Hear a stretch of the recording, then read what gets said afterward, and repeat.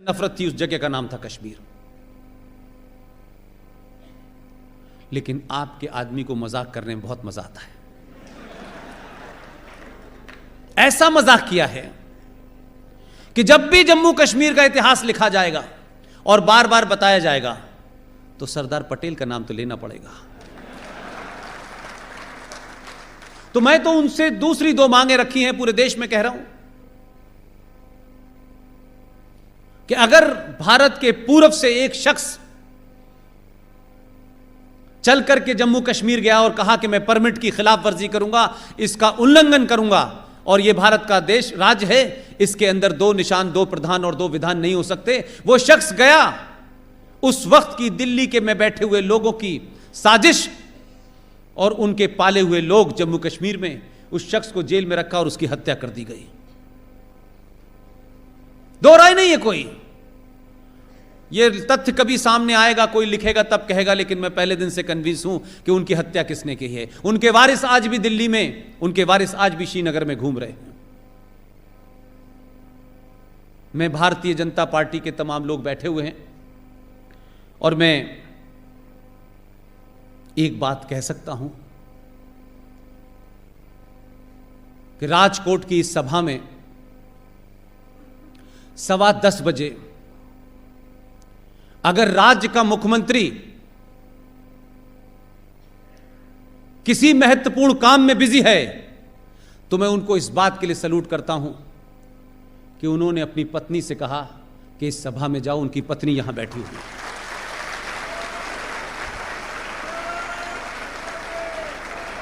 उनकी पत्नी का यहां बैठना इस बात को दर्शाता है कि गुजरात का समाज ही नहीं, गुजरात की सत्ता भी साथ बैठी हुई है।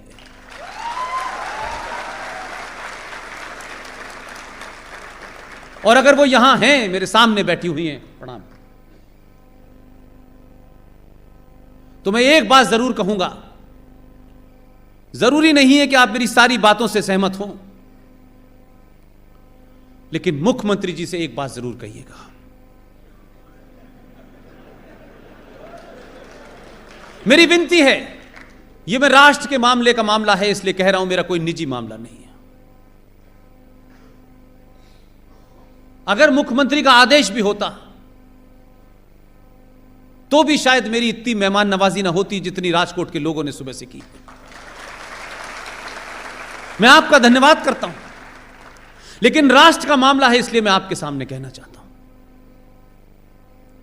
भारतीय जनता पार्टी की सरकार 20 राज्यों में है, जो बचे हुए हैं उसमें भी हो जाएगी। आप ये जरूर कहिएगा मैं पूरे देश में ये मांग रख रहा हूं, ये मेरी निजी मांग नहीं है, मैं समझता हूं इस देशवासियों की तरफ से मैं रख रहा हूं। जिस शख्स को जम्मू कश्मीर के सियासी लोगों ने दिल्ली में बैठे हुए दोनों लोगों के साथ मिलकर एक षड्यंत्र किया, जिसकी हत्या कर दी गई, जो बंगाल से चल के आया था, उसका कश्मीर में निजी तौर पे कुछ लेना देना नहीं था। उस श्यामा प्रसाद मुखर्जी के नाम से भारत सरकार, केंद्र सरकार और केंद्र सरकार तक जिन लोगों की आवाज तेज पहुंचती है, मैंने सुना है कि यहां के मुख्यमंत्री का टेलीफोन सबसे पहले उठाते हैं, क्योंकि उनको मालूम है कि जो काम वो अधूरा छोड़ के गए वो यही कर सकते हैं। लिहाजा मेरी विनती है उनकी धर्मपत्नी से कि उनसे कहें कि जिस दिन लेफ्टिनेंट गवर्नर साहब का जम्मू कश्मीर में राज स्थापित हो जाए, अगर पहला कोई काम करना है, सही मायने में करना है, तो 19 जनवरी 1990 को देश के पहले मुसलमान गृह मंत्री मुफ्ती मोहम्मद सईद की देखरेख में, फारूक अब्दुल्ला की देखरेख में, गुलाम मोहम्मद की देखरेख में, वो जो आतंकवादी हैं, वो जो कातिल हैं, जो मर्डरर हैं, जो रेपिस्ट हैं, जिन्होंने 5.5 लाख कश्मीरी हिंदू पंडितों का, औरतों को लूटा, उनका रेप किया, मर्डर किया, घरों को लूट लिया, 1200 मंदिरों को तोड़ दिया, सबसे पहले एक ट्राइब्यूनल बनाएं, जो जिंदा हैं उनके ऊपर मुकदमा चलाएं।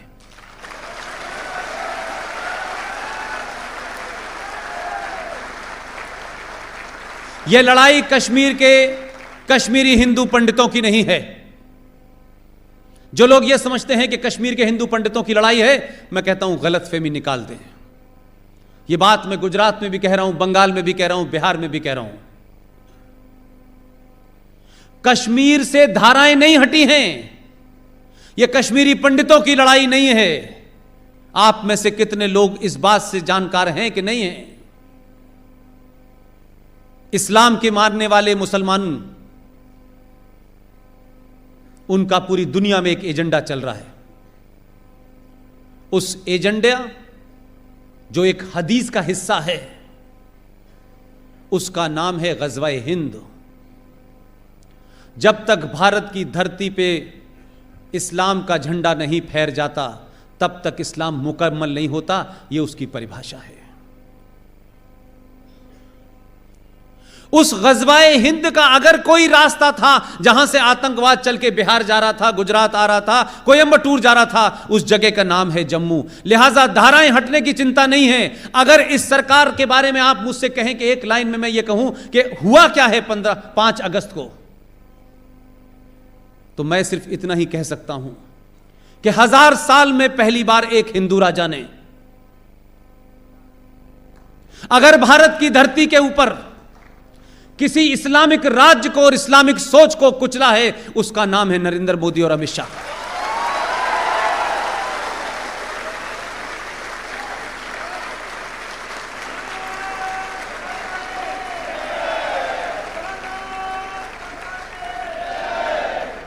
जिस राज्य के अंदर तिरंगा फहराने वालों को मारा जाता था, जिस राज्य के अंदर आईएसआईएस आतंक की सबसे बड़ा संगठन एक काले रंग का झंडा लेकर के चलती थी, जुमे की नमाज के बाद उसको फहराया जाता था, आतंकवादी खुलेआम फहराते थे, भारत की सेना को गोली मारने का आदेश नहीं होता था, पुलिस वाले उनसे मिले हुए होते थे, उस काले झंडे के ऊपर लिखा होता था ला इलाहा इल्लल्लाह मोहम्मदन रसूलुल्लाह, यानी कुरान मजीद का पहला कलमा लेकर के जिस झंडे पे लिखा होता था, उस झंडे को आतंकवादी चलाते थे। उनको गोली नहीं मारी जाती थी, लेकिन तिरंगे पे फहराने वालों को जेल में डाला जाता था। इस फैसले से जम्मू कश्मीर का जो जम्मू है, वहां से जो ग़ज़वा-ए हिंद आने वाला आतंक था, उसका मुंह बंद कर दिया गया है। और वो ताकतें जो भारत की दिल्ली सरकार को बौना समझती थी और कहती थी जम्मू कश्मीर का झंडा हम लगाएंगे, ये हमारी शान है, वो कह रही थी कि तिरंगे को कंधा देने वाला नहीं मिलेगा। अब वो ये कह रही है कि 4 लोग चाहिए मुझे कि घर से बाहर ले चलें। कुछ फैसले दूरगामी होते हैं, कुछ फैसले तत्कालिक होते हैं। मैं कह रहा हूं कि भारत के इतिहास में कुछ फैसले लिखे जाएंगे। तब इस राजा का नाम आएगा कि एक हिंदू राजा हुआ करता था सिंध का, जिसका नाम था दाहिर सेन। और यह बात मैं इसलिए बार बार कहता हूं कि गुजरात के लोग इस मामले में चौकन्ने हैं, सतर्क हैं। और आप सोइए मत, आपने देश को जगाया है। आपसे जो गलती 1947 में हुई थी, उसका प्रायश्चित आपने 2014 और 19 में किया है। और आप बीमारी को बीमारी समझते हैं, उसे सेकुलरिज्म नहीं समझते। आप इस चक्कर में नहीं हैं लोग क्या कहेंगे, आप यह कहते हैं इतिहास क्या कहेगा। लिहाजा कुछ लोगों को डायरेक्ट एक्शन करने का बहुत शौक था, मुझे नहीं मालूम आपको पता है कि नहीं पता है। 14 अगस्त 1946 को भारत की धरती पर यूनाइटेड बंगाल के ऊपर एक मुसलमान चीफ मिनिस्टर सोहरावर्दी ने डायरेक्ट एक्शन किया। उस डायरेक्ट एक्शन में उस वक्त के यूनाइटेड बंगाल के अंदर सारी पुलिस को छुट्टी दे दी गई 3 दिन की। एक तरफा हजारों हिंदुओं को मारा गया। मैं नहीं जानता 2002 में डायरेक्ट एक्शन हुआ था क्या।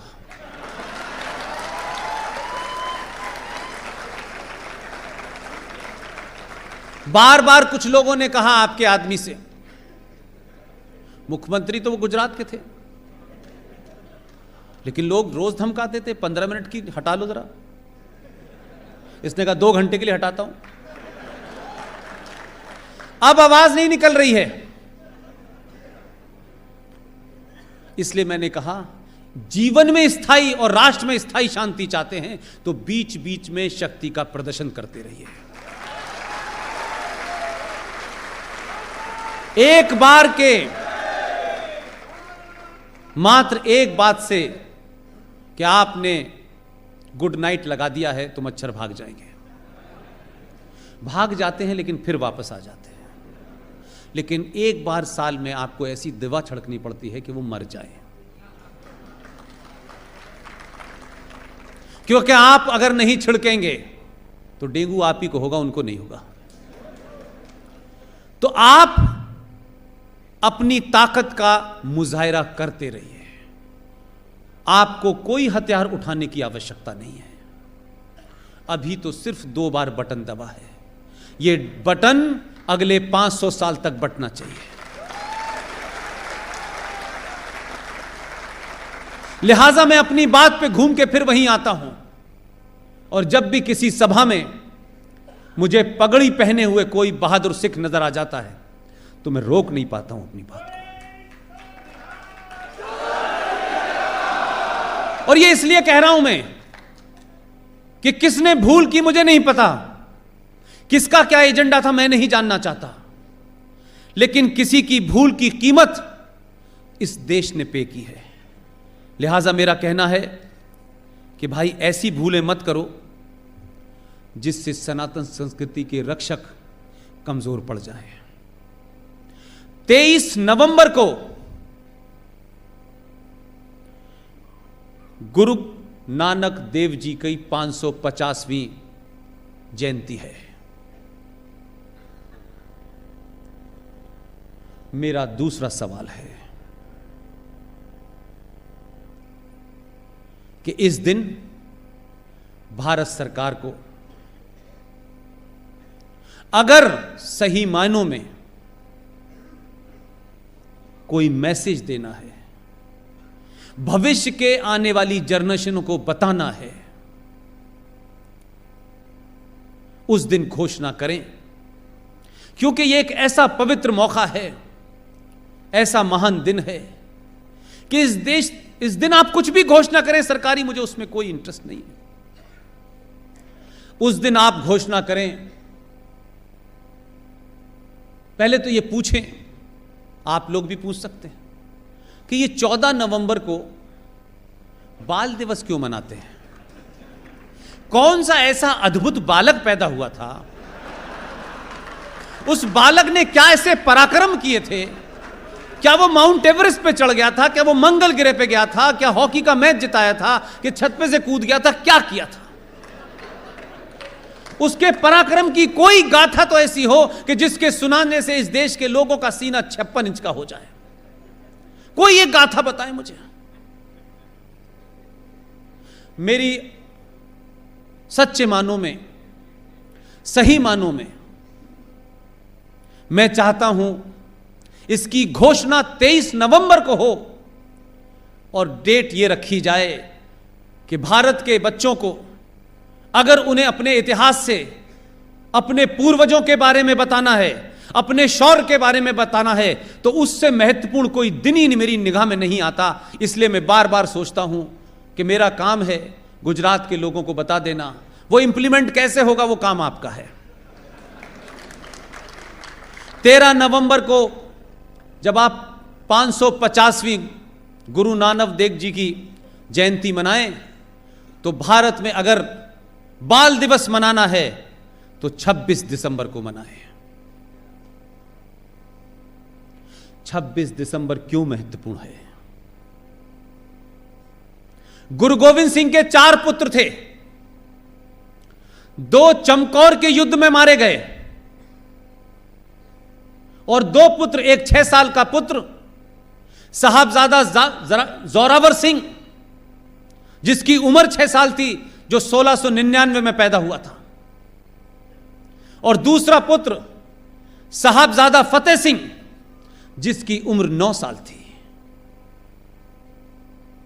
उस वक्त के मुगल बादशाह के हुक्म पर वजीर खान ने जब यह कहा, उन पुत्रों से कहा, तुम्हें इस्लाम कबूल करना पड़ेगा, इस्लाम कबूल कर लोगे तो जान बख्श दी जाएगी।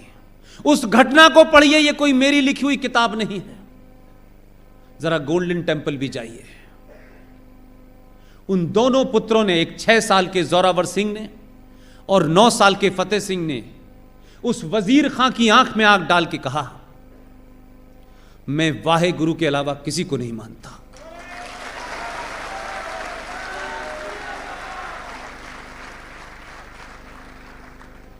और दोनों बच्चों को जिंदा दीवार में चिनवा दिया गया। दोनों बच्चों ने, जब तक उनके नाक के ऊपर तक ईंटें नहीं रखी गई, न उससे पहले न उसके बाद उनके रोने की एक आवाज नहीं आई। यह कृत्य किया गया और 26 दिसंबर को दोनों की मृत्यु हो गई। उनकी दादी माता गुर्जरी को जब यह खबर मिली, उनका देहांत हो गया। अगर इतिहास की भूलों को और कुछ राजनीतिक दलों ने, जिन्होंने सनातन संस्कृति के लिए अपने बच्चों को कश्मीर में शहीद कर दिया, जिन्होंने शीशगंज के साहब जो गुरुद्वारा बना है लाल किले के सामने, वहां अपने सर कटा लिए, उनके दोनों बच्चों ने इस्लाम कबूल करने से मना करने के बाद 26 तारीख को जान दे दी। क्या यह नहीं होता कि 26 दिसंबर को अगर बहादुरी की कोई गाथा है तो बच्चों को 26 दिसंबर को बाल दिवस मनाना चाहिए।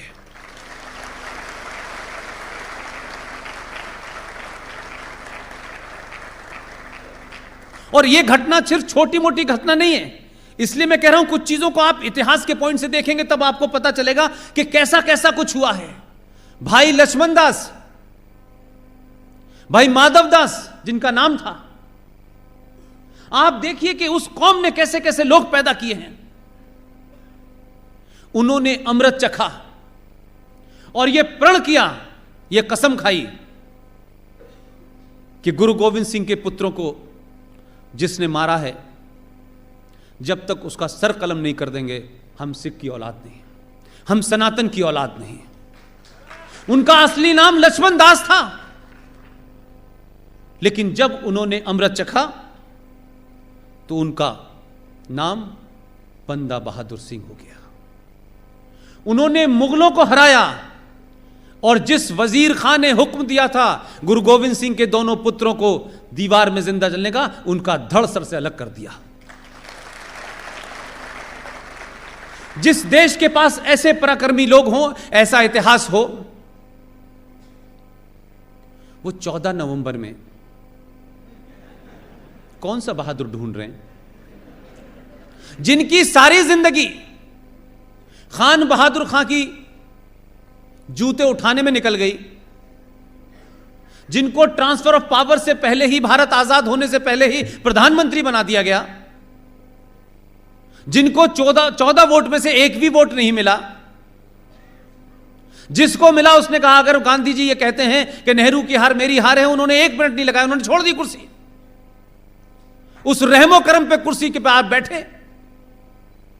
और कमाल की बात देखिए, ये बात कल भी मैंने कहा जामनगर में, क्योंकि हमारे लोग ना इतिहास पढ़ते हैं और दूसरों का लिखा इतिहास भी नहीं पढ़ते हैं।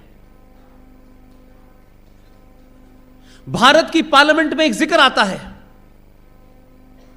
जयप्रकाश नारायण का नाम आप सबने सुना होगा।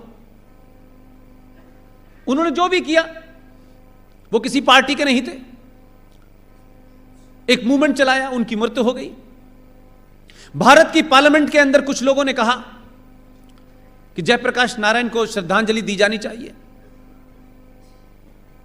यकायक कुछ लोगों को आत्मा जाग गई उनकी, वो खड़े हो गए कि जयप्रकाश नारायण तो भारत के पार्लियामेंट के हिस्से नहीं थे, एमपी नहीं थे, उनको हम कैसे दे सकते हैं। बड़ा टेक्निकल बात कही उन्होंने। लेकिन मुझे दुख इस बात का है कि उस वक्त भी अपोजिशन पार्टी में बहुत से बड़े सीनियर लोग थे, बड़े राष्ट्रवादी थे,